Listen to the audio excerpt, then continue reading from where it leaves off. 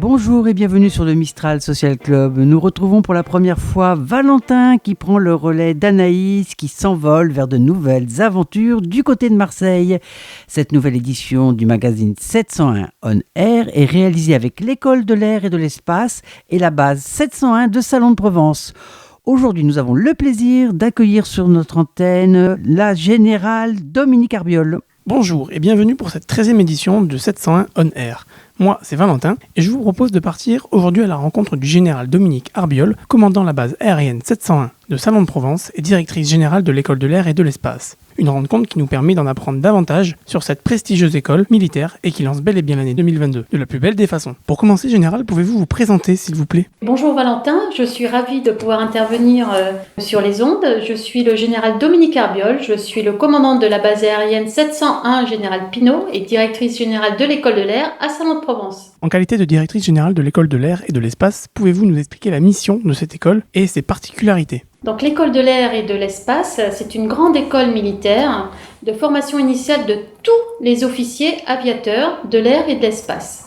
Qu'ils soient du corps du personnel navigant, du corps du personnel des officiers mécaniciens ou du corps des personnels basiers, tous les officiers de l'armée de l'air et de l'espace viennent faire ici, à Salon de Provence, une formation initiale pour devenir les futurs combattants de l'armée de l'air et de l'espace. Il y a quelques mois, le statut de l'école a changé, devenant un établissement public à caractère scientifique, culturel et professionnel. Qu'est-ce que cela engendre ? Alors c'est une transformation majeure de l'école parce que nous sommes devenus un établissement public à caractère scientifique, culturel et professionnel, grand établissement, qui nous fait rentrer dans le giron du ministère de l'Enseignement supérieur, de la Recherche et de l'Innovation.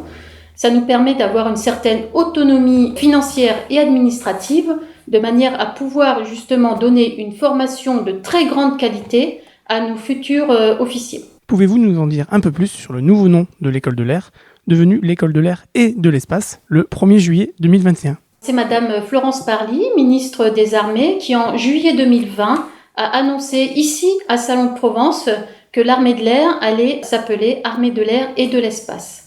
Un an plus tard, le 1er juillet 2021, l'École de l'air est devenue l'École de l'air et de l'espace pour s'inscrire naturellement dans le souffle de la transformation de l'armée de l'air. Pouvez-vous nous parler des projets en cours et des futurs projets pour cette école ? Alors on a énormément de projets à l'École de l'air et de l'espace et c'est ça qui est vraiment passionnant. Donc on a un projet majeur, alors comme je vous le disais dans mes propos précédents, de transformation d'école, c'est un véritable projet.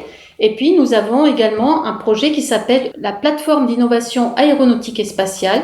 Donc, l'acronyme, on appelle ça PIAS, on appelle ça la PIAS.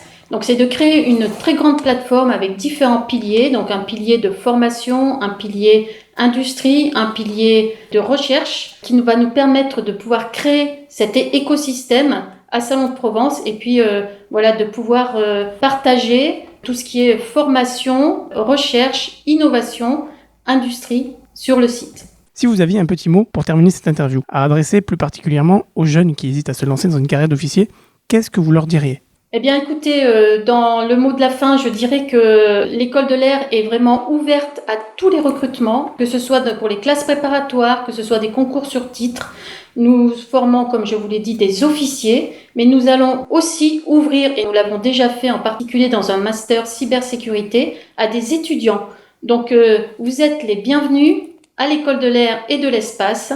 Et je dirais une seule chose, je citerai Saint-Exupéry. Dans la vie, il n'y a pas de solution, il y a des forces en marche, il faut les créer et les solutions arrivent. Souhaitez-vous profiter de cette interview pour adresser vos vœux aux auditeurs ? Écoutez, je souhaite pour 2022 une très bonne et très heureuse année à l'ensemble de nos auditeurs, bien évidemment. J'ai beaucoup de souhaits pour la base aérienne et pour l'école, comme vous pouvez l'imaginer. J'ai énormément d'idées et je ne vais pas toutes vous les énumérer ici parce que sinon ce serait beaucoup trop long pour notre interview.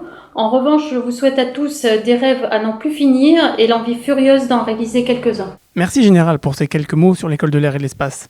Nous vous souhaitons également une belle année 2022 et nous vous donnons rendez-vous dès le mois prochain pour un nouveau numéro de 701 On Air. Merci Valentin, notre prochaine escale, c'est dans un mois. Toute l'équipe du Mistral Social Club vous souhaite une bonne journée et vous envoie ses ondes positives. À très vite sur le Mistral Social Club.